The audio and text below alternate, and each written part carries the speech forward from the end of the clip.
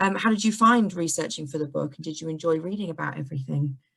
Oh God, yes, it's the most fun book I've ever read for or written. I mean, I just loved it. I'm sorry to say that because it's about killing people. And if I think about it, one of the very, if I had to make one criticism of it, it would be that, the book very much focuses on, somebody going out to make a speech and going about their day's work as a head of state or politician or whatever, and then suddenly they encounter somebody or persons who kill them. And of course, one of the things I don't talk about in the book at all is actually that the people who are killed, and actually the assassins, have got wives, families, children, and I don't mention any of the collateral damage, as you might call it, at all. Probably in a sort of reaction to all the movies about Jackie Kennedy and books about her. I don't know why I just decided not to put that in, but I did. And that's actually a slight demerit in the book. There you are, I've told you what's wrong with it already.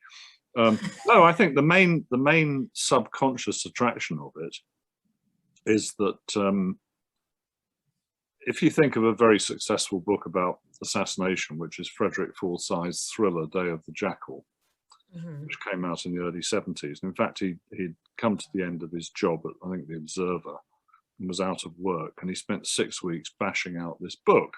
And it's premised on a rather unusual thing for a thriller, insofar as all the readers of the book would know that General de Gaulle was not killed by an assassin. He died of natural causes in his bed.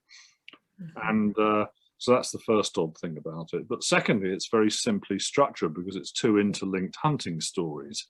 So you have the man, however improbable, the Englishman that the incompetent French have to hire to shoot de Gaulle, as if they couldn't do it themselves. And then you have the French intelligence services and police trying to stop him and to track him down and identify him before he gets to de Gaulle. And then he's eventually killed just as he's sort of pressing the trigger.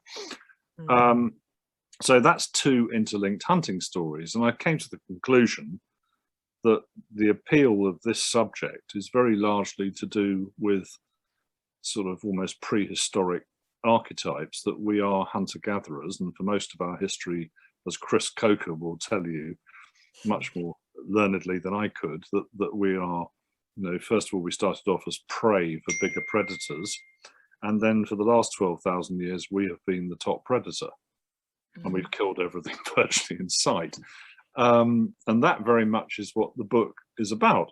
And actually, I'll just quickly mention two films. One is a BBC filmmaker called Alan Clark, who in the early 80s made a film called Elephant, which just reconstructs 18 terrorist assassinations in Northern Ireland. So it's got no soundtrack other than sort of feet walking along a pavement quite quickly. Then these teams of two men at a time walk into a minicab firm or a garage or a warehouse or a swimming baths in one case and shoot somebody. And then out they go and you hear their footsteps walking away, and it's just repeated 18 times. And it was one of the first films where somebody used what's called a steady cam, which is a camera that just remains completely, lock solid while you're walking. So it's very, very atmospheric. You constantly think, well, yes, who are these people who are just turning up here and shooting somebody? So that's one film. And then there was also a Netflix Italian film about based on the memoirs of a real public prosecutor who prosecuted the Corleone crime family in Sicily and put about 340 of them behind bars, including the top people. And what the film is about is that when he was a boy, he had an older sort of role model, a teenager, who took him out boar shooting and hunting. And the older boy becomes a mafia hitman, but the younger kid, for whatever reason, becomes a public lawyer and public prosecutor. And then he says that he deployed many of the techniques he used hunting to track down these mafia bosses, most of whom were living in plain sight, not in plain sight, but they were moving around between safe houses and underground flats and so on, which is where these people live, when they're on the run, and still running a big crime empire. So again, it was sort of very much about hunting thing. I mean, both the mafia people shooting people left, right, and centre, and then the prosecutors tracking them down. And this was based on a real memoir of a real magistrate. So that's Yeah. really what the interest of the book is for the casual reader. Yeah. You know, it's a No, I agree. series and I got very interested writing it in the type of zigzag movements of the assassins. So two of the most obvious ones are Lee Harvey Oswald and James Earl Ray, who killed Martin Luther King. Although James Earl Ray was actually on the run from a 20-year prison sentence for armed robbery, so obviously he had to move around. But they made these peculiar type of they were like a ball in constant motion. So, you know, Oswald is constantly going backwards and forth, even though he didn't drive, actually, he always had to take the bus. And going down to Mexico to try and, you know, talk to Cuban or Soviet diplomats, etc., etc., then back to Texas. And I just got very fascinated by these weird journeyings and how it must have been sort of psyching themselves up for the end run when they came in to kill the person they were going to kill. And then, of course, afterwards, I mean, Oswald would have gone on a similar journey had he got away with it. I mean, he was planning to actually go down to escape to Mexico via bus. And then James Earl Ray, who, you know, went to the trouble of having things like rhinoplastic surgery to alter the shape of his nose and his ears and to adopt multiple identities, he got hot-footed it to Canada.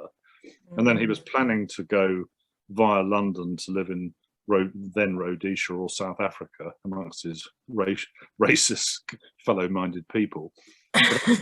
He got picked up at Heathrow Airport by a very observant border guard who noticed. He saw his passport in his pocket. Yeah. And then they thought, well, who the hell is this?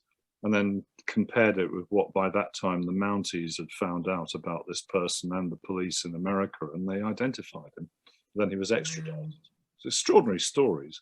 It is. No, it really is. And it seems almost like a trivial factor that just like slipped him up at the last minute. It's so fascinating to look back on history that way. I know. It's just that final thing. Yeah. I mean, sorry, go on. No. I just actually wanted to refute one of the things that you said about your book. Like, I understand that one of your criticisms is maybe that you didn't give the families enough mention. However, you do build very atmospheric pictures, and the detail you go into of what actually happens and surrounds the particular incident is incredible. I mean, again, Russia is a personal favorite of mine.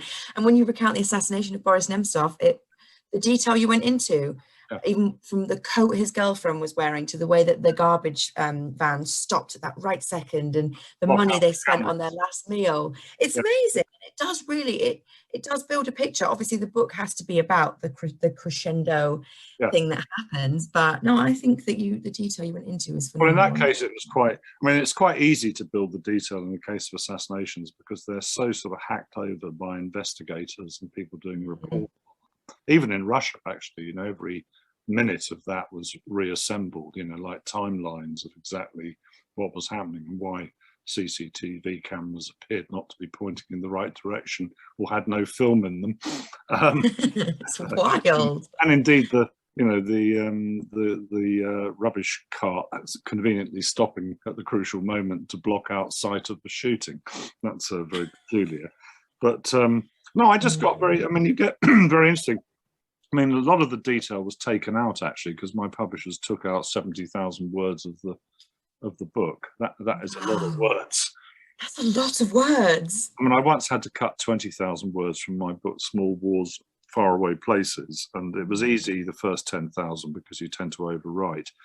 But then the next 10,000, I just couldn't do it. So I took out the whole of Latin America from the book. I just deleted it, having spent months doing it. So in this case, I just couldn't face doing it. So they got a sort of professional butcher in to do it. And then I got the manuscript back, and then I spent my time covertly reinserting about 10,000 words. The worst cut was where I had done an incredible amount of work on the shooting of Archduke Franz Ferdinand and his wife, Sarajevo, in 1914. And I did a lot of work on his sort of journey down to Sarajevo. He was going on a military inspection tour. So he went by sort of warship, by sea, and then he went by train, and then he got into these cars. which I've stood next to, the car they were in when they were shot.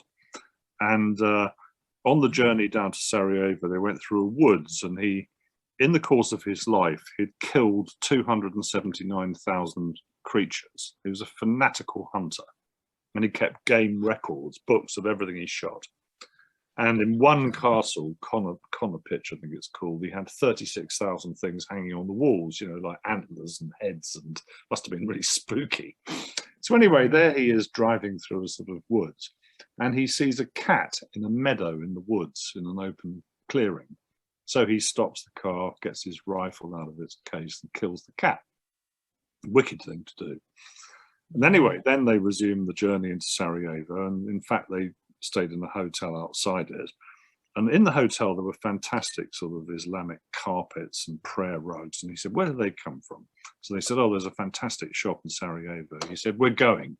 So he and Sophie got into the car late at night with no security and went into Sarajevo and went shopping. In other words, people gave them the carpets for nothing. So out they come, of carpets. And then he went back to the hotel. Then the next morning he made his sort of official entrance. They made their official entrance, and he got killed, or they got killed. Oh, wow. And I'm just fascinated by those sort of things, like them going shopping the night before. Yeah. The night before they were killed with zero security. Yeah, well, no, by the time they got into Sarajevo, there was security, although it was incredibly poorly coordinated, because nobody, not the military, not the Bosnian police, nobody could quite decide who was in charge. So in fact, nobody was in charge, which is why it was so easy to kill them. And then, of course, they were in a car, which, as I discovered when I looked at it in the museum in Vienna, it had no reverse gear. So after he'd given his speech in the town hall, when he was in a very ill humour, shall we say, because somebody had just thrown a bomb at his convoy and two of his colonels had been injured, he was in a very foul temper, and he had a hell of a foul temper. They got into the car, and the drivers didn't understand there'd been a change of plan about the exit route. So they drove into a particular sort of difficult cul-de-sac.